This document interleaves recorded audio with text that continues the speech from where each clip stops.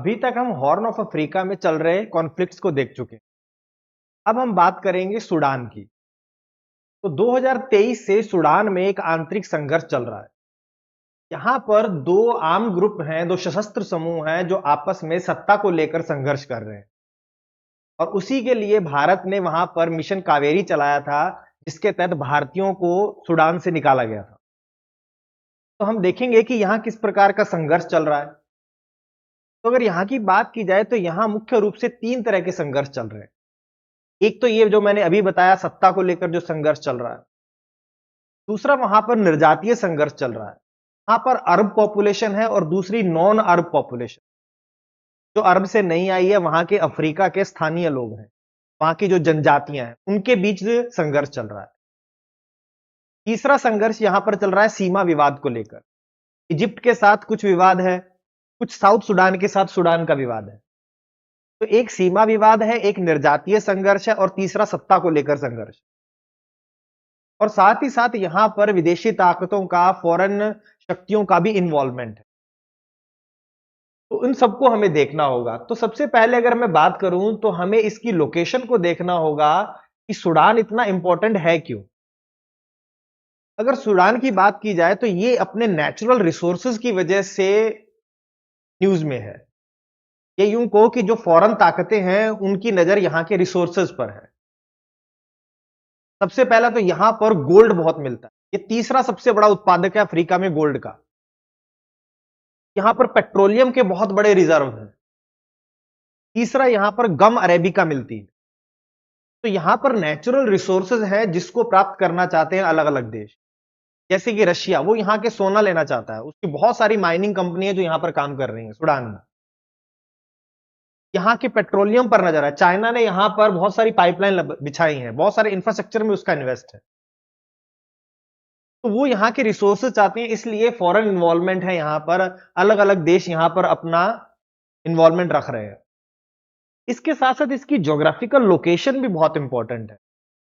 देखो, अगर मैं इसकी बात करूं तो यहां पर ये रेड सी से जुड़ा हुआ है इस साइड में।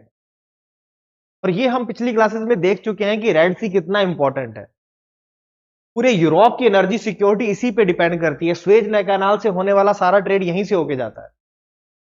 तो ट्रेड की दृष्टि से बहुत ही इंपॉर्टेंट है, एनर्जी सिक्योरिटी की दृष्टि से ये रेड सी बहुत इंपॉर्टेंट है। और यहां पर ये पोर्ट सुदान है, यहां पर अलग अलग देश अपना मिलिट्री बेस चाहते हैं। जैसे जिबूती में वो चाहते हैं कि उनका एक यहां पर मिलिट्री बेस हो, जिससे उनका जो ट्रेड यहां से हो रहा है वो बहुत सेफ न हो जाए, तो कोई बाधा ना आए। इसलिए इसकी स्ट्रेटेजिक लोकेशन भी है सूडान की।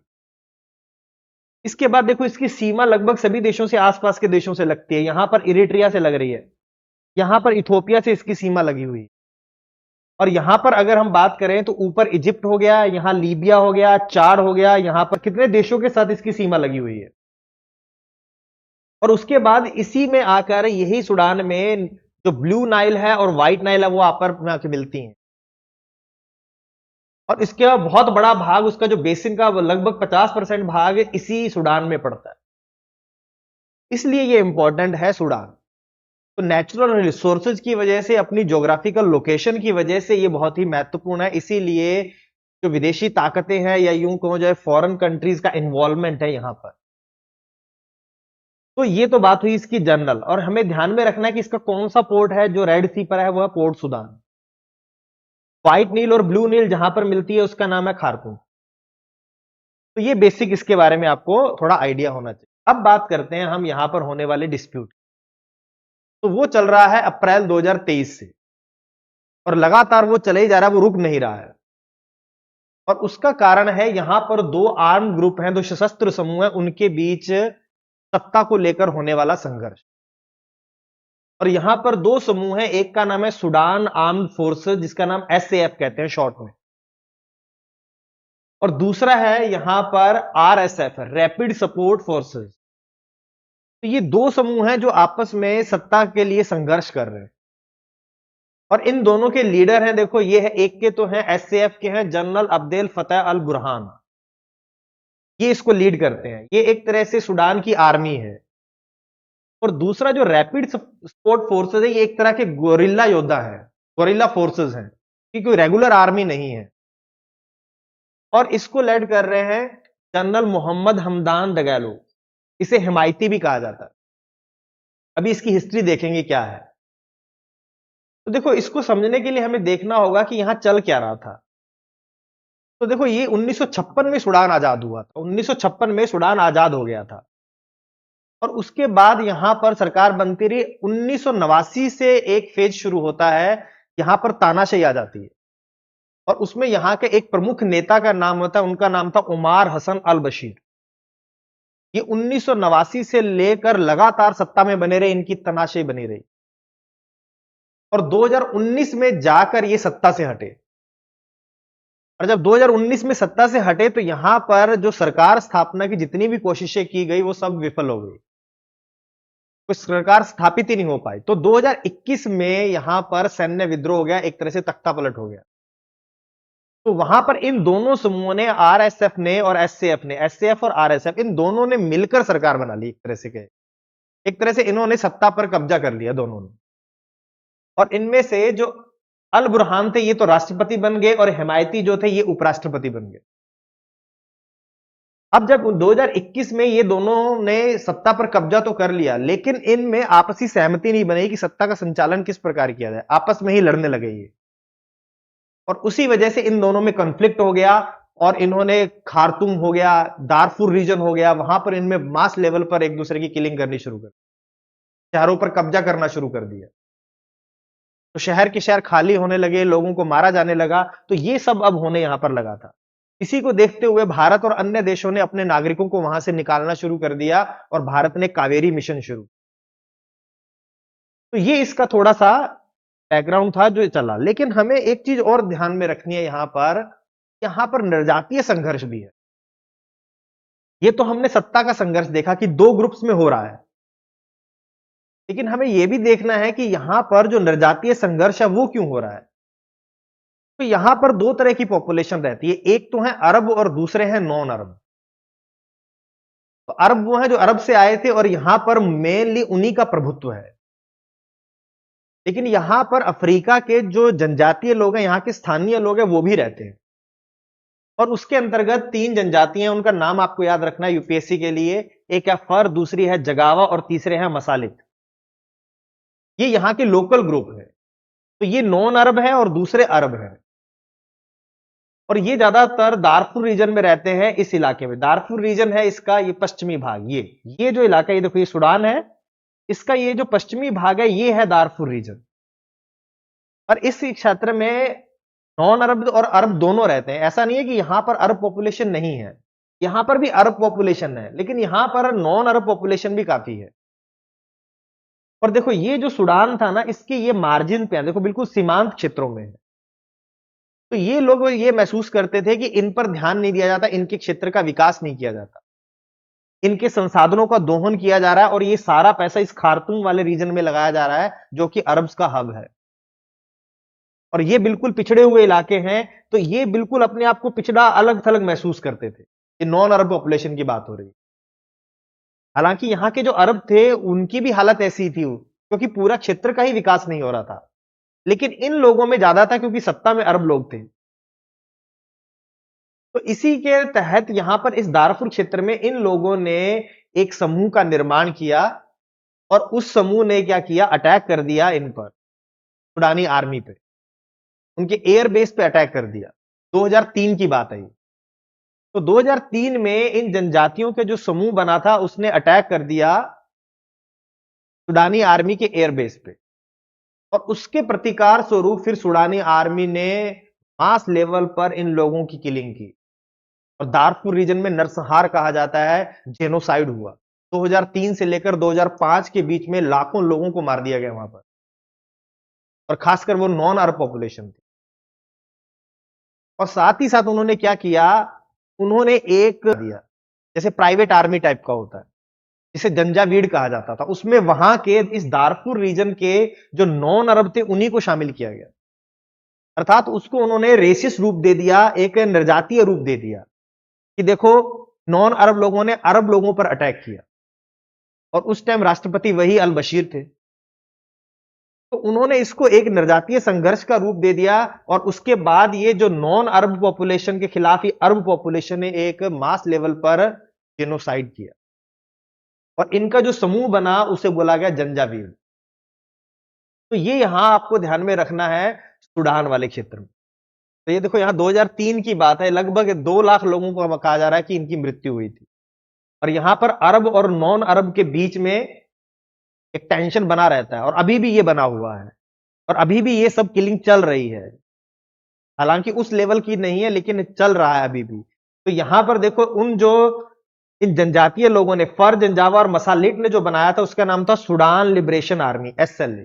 इसने अटैक किया था एयरबेस पे और फिर उसके प्रतिकार के स्वरूप इन्होंने सूडानीज गवर्नमेंट ने एक ट्रेंड लोकल जो अरब पॉपुलेशन थी उनको ट्रेंड किया, उनका नाम था जंजावीड और ये जंजावीड को ही आगे बदल दिया गया 2013 में रैपिड सपोर्ट फोर्सेस में।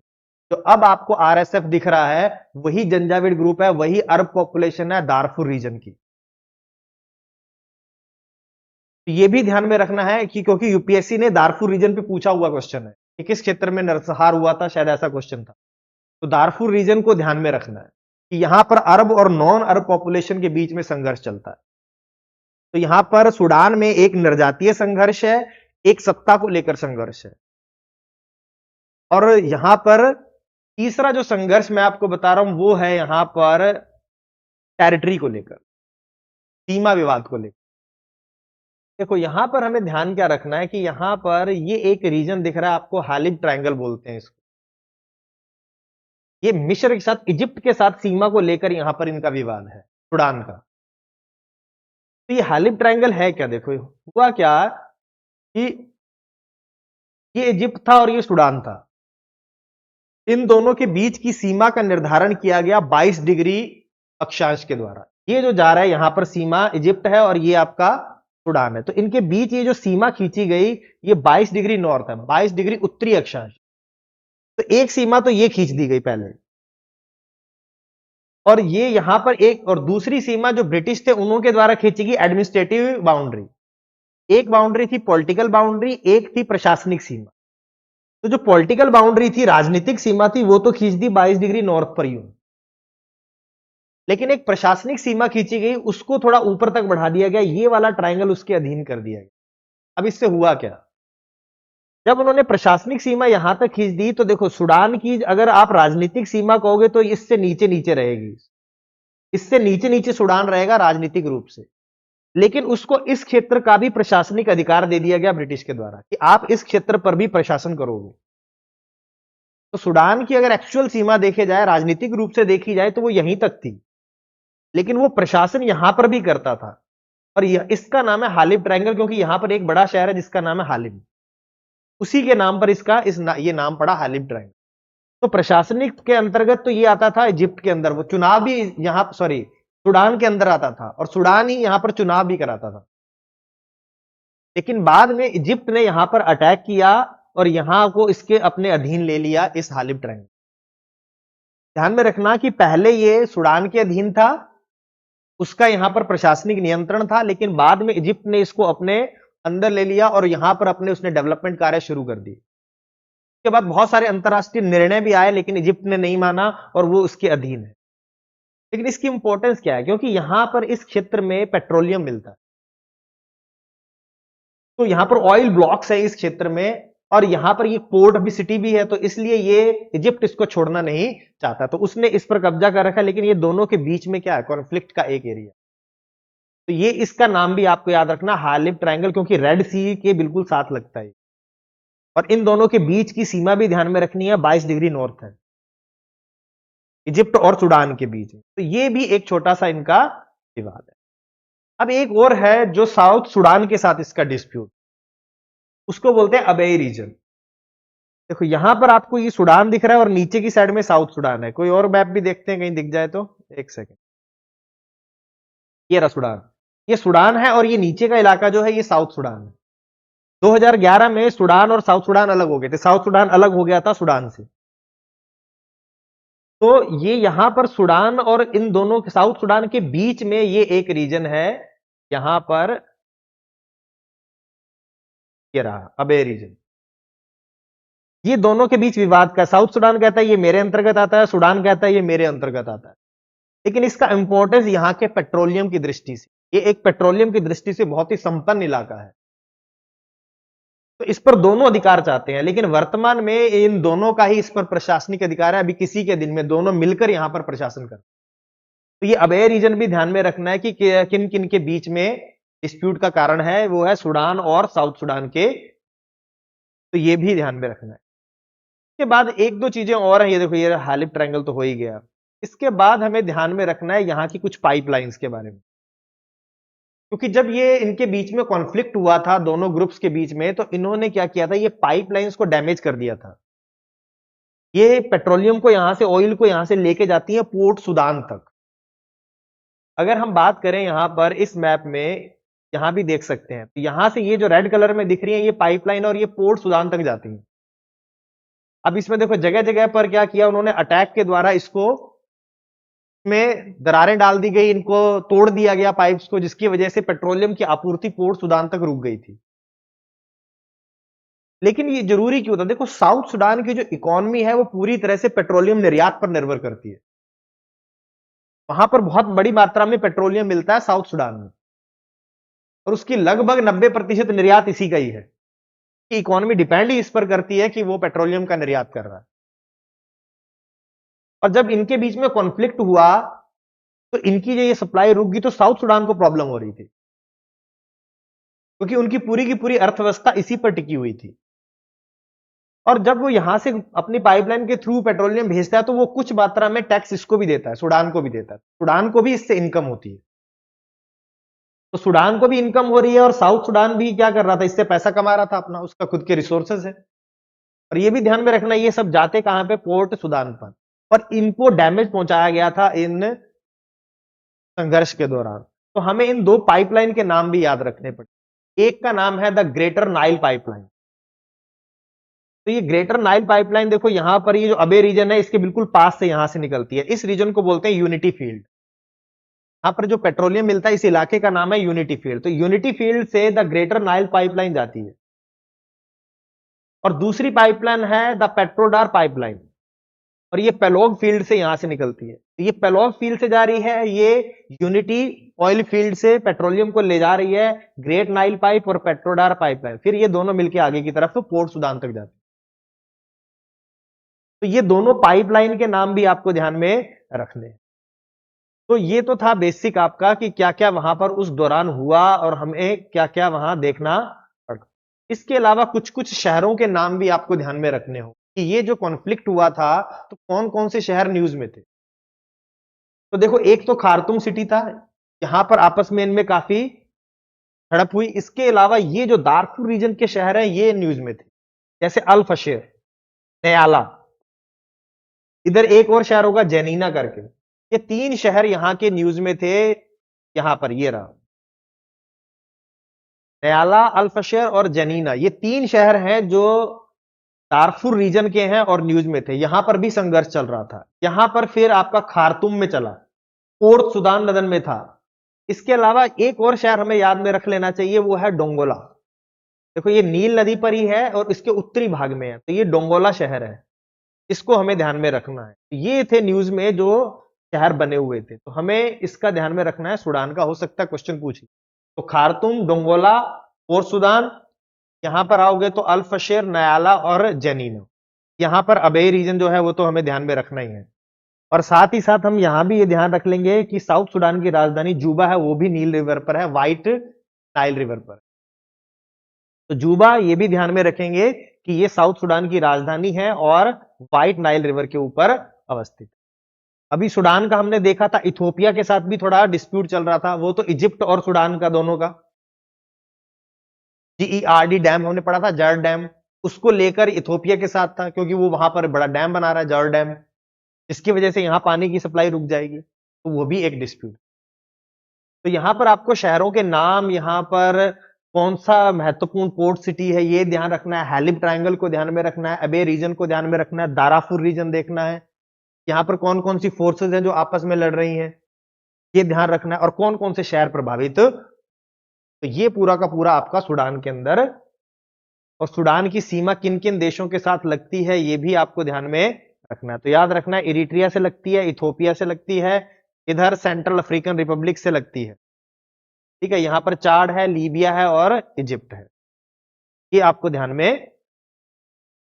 तो इतना भी रुकते हैं। नेक्स्ट क्लास में हम देखेंगे वेस्ट अफ्रीकन कंट्रीज में जो कॉन्फ्लिक्ट चल रहे हैं, जहां पर फ्रांस का प्रभाव है और धीरे धीरे फ्रांस को वहां से हटना पड़ रहा है और उसकी जगह रशिया आ रहा है, चाइना आ रहा है।